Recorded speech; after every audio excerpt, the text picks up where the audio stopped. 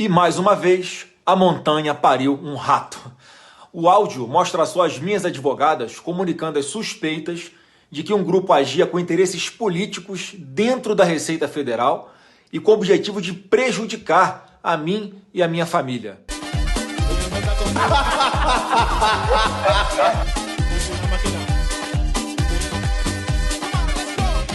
Chegou o momento de falar dele, do homem da capa preta. Este que é o pesadelo da liberdade no Brasil. Este senhor, famoso por frequentar a sauna do Clube Pinheiros,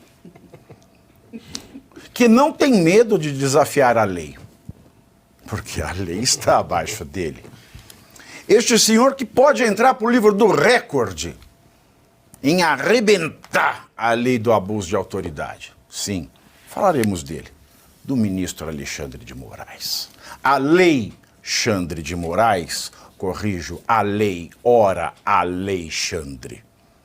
O ministro do STF, Alexandre de Moraes, tirou o sigilo do áudio da conversa entre Jair Bolsonaro e Alexandre Ramagem, realizada em agosto de 2020, no âmbito da investigação da chamada ABIN paralela. No áudio, Bolsonaro teria sugerido que advogadas do senador Flávio Bolsonaro conversassem com os chefes do Serviço Federal de Processamento de Dados e da Receita para tentar rastrear acessos supostamente irregulares e ocultos a dados bancários do parlamentar, que resultaram na investigação de rachadinha. Vamos ouvir esse trecho. Conversar com o chefe da Receita, ele está pedindo um favor. Não é favor, não. Ninguém está pedindo favor aqui. No caso, conversar com o chefe da Receita. Eu acredito que a gente consiga... Eu acredito que a melhor saída é dentro da Receita, pegando sério, com uma apuração que não tem como voltar atrás, uma apuração administrativa que, se travar, judicializa. Tem que ser lá de dentro. Mas tem que ser, Mas não pode ser do agente político, ministro da Economia. Tem que ser na Receita, apontado, mostrando que tem uma notícia para ele botar para baixo. Bom, já vou deixar pontuado aqui. Esse primeiro trecho a gente pode resumir como apuração administrativa para averiguar irregularidade. Ninguém cometeu o crime aqui. Em determinado momento da conversa, Bolsonaro diz o seguinte, né, que não está procurando favorecimento de ninguém. Vamos escutar. Ele tem que manter esse troço fechadíssimo, pegar gente de confiança dele. Sozinho, o Fagundes é muito inteligente. Ninguém começa a ver sozinho, então. E deixar bem claro, nunca sabe alguém está gravando alguma coisa, que nós não estamos procurando favorecimento de ninguém. Não, mas não, a gente quer que não cometa o crime, que te investigue. Presidente, até o próprio GSI teria então, atribuição para isso. Sim, para fazer essa apuração. Por quê? Porque o GSI tem essa atribuição, mas eu concordo que pode gerar uma fragilidade, uma exposição.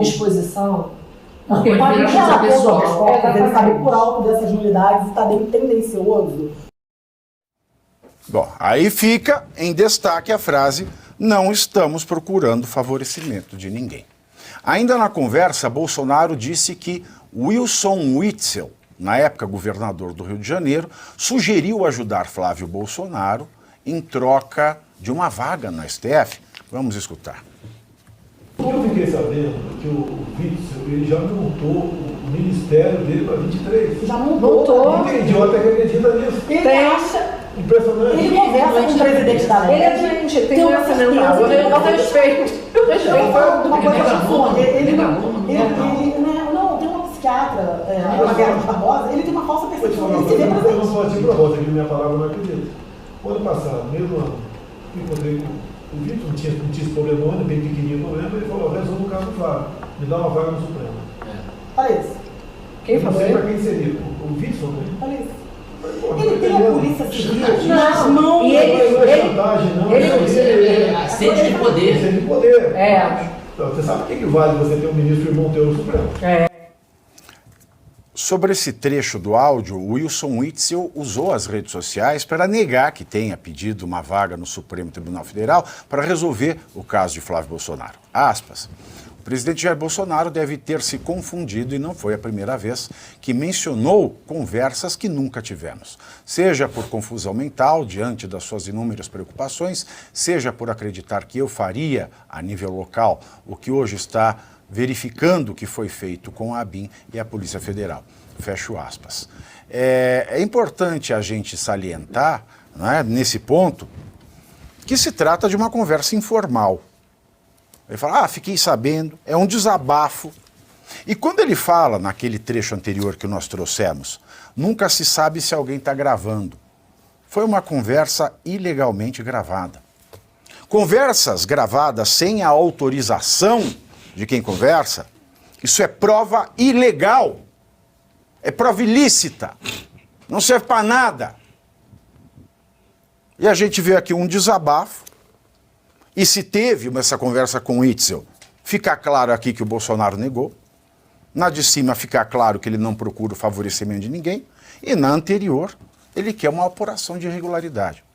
Bom, mas também em postagem no X, Fábio Weingarten descartou qualquer ilegalidade na conversa. Aspas. E o tal do áudio, mesmo nível da baleia. Só evidencia o quanto o presidente Jair Bolsonaro ama o Brasil e o seu povo. Fecho aspas. Já o senador Flávio Bolsonaro postou um vídeo para explicar a situação e também refutou a ilegalidade no áudio. Vamos acompanhar. E mais uma vez, a montanha pariu um rato. O áudio mostra só as minhas advogadas comunicando as suspeitas de que um grupo agia com interesses políticos dentro da Receita Federal e com o objetivo de prejudicar a mim e a minha família. A partir dessas suspeitas, nós tomamos as medidas legais cabíveis.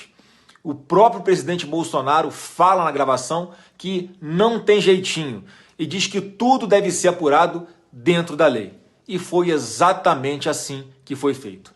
Agora, pergunta se as denúncias sobre a Receita Federal trazidas nas gravações foram apuradas. Que eu saiba, até hoje, nada. Ouça um trecho da gravação na voz do próprio presidente Bolsonaro. Por exemplo, eu não tenho nada. Eu atingi moralmente. Sim, não deu nada.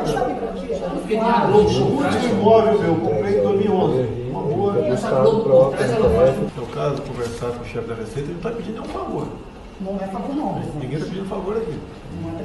Não precisa. Você conversa sozinho, o favor é muito inteligente. Ninguém conversa sozinho, então. Nós não estamos procurando favorecimento de ninguém. Não, mas não, você quer que não cometa um crime, de te investir. Nenhuma pessoa aqui fez qualquer conversa para voltar um jeitinho, nada. Não tem essa Ninguém vai entrar com influência. A gente quer fazer. Bom, essa semana fez-se um carnaval sobre isso, meus queridos amigos. Foi no portal do jornal O Globo, isso é notícia atrás de notícia e rende notícia sobre notícia. Agora, o que ninguém fala, eu vou trazer aqui para vocês, para a nossa audiência, para vocês na mesa, e nós debatemos esse tema. Eu acho que ninguém teve coragem de trazer isso que eu vou trazer agora. Alemão, você coloca aquela ilustração que eu lhe mandei, da lei, porque o ministro Alexandre de Moraes, ele mandou abrir, né, essa conversa, gravada ilegalmente. Ele mandou tirar o sigilo de uma conversa, de uma prova ilícita. Uma prova que não prova nada, que prova que o Bolsonaro não queria favor, né? Você está com a imagem fácil aí, Alemão?